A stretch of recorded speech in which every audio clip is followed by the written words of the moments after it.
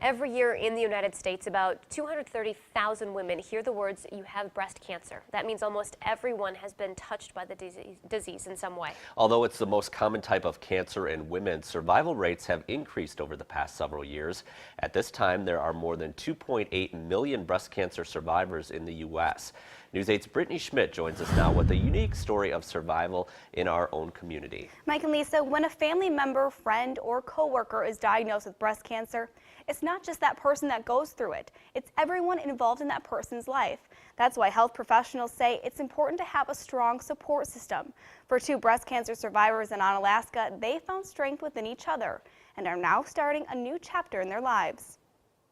Meet Jean Halderson and Christina Fenton. They are both mothers, they both live in Onalaska, and they both teach 7th grade social studies, reading and writing. I've taught in the same school, the same subject for 22 years. The only thing I've done is I moved across the hallway 3 years ago. I teach because I love it. It's the reason I get out of bed every day. Although Jean and Christina teach at different schools in La Crosse, they often work together, but they really never considered themselves close friends. We had never really shared anything about our lives with each other. For a long time, Jean and Christina have been living different lives in very similar ways.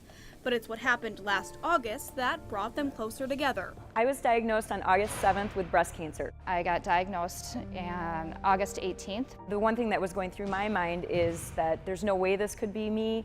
I try and eat healthy, I exercise, and I just was kind of in shock that this had happened. At first I thought it was a death sentence because in my family no one has had breast cancer. And I didn't think that I knew anyone that had had breast cancer. But little did Christina know, her colleague was going through the same thing. This summer we were at a class together and I was actually teaching it. It was a technology class. I wasn't sure I was going to be able to complete the training. She said, "I'm waiting for some results on a biopsy." And the minute she said that, I texted her, "Call me now." She was like, "I can't believe this. I can't believe this. A week ago when I was standing up front doing this, and this, I was waiting for a call from the clinic too." From that moment on, once again, their journey was headed in the same direction. We were connected. This is how it's going to be. Together, they started on the path to recovery. All right, I started. You started? All right, let's go. One step at a time. There was something about having someone that was in the here and now. It just makes all the difference. She was always 1 to 2 weeks behind me in the treatment.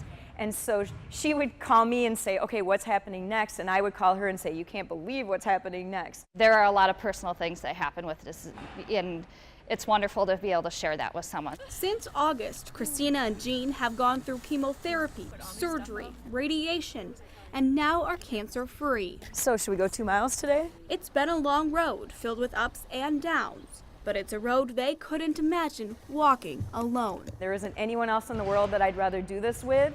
I don't ever want to do it again, and neither do you, but for this time, and it was meant to be, and it was the right thing for both of us. Now we rock it together, yeah.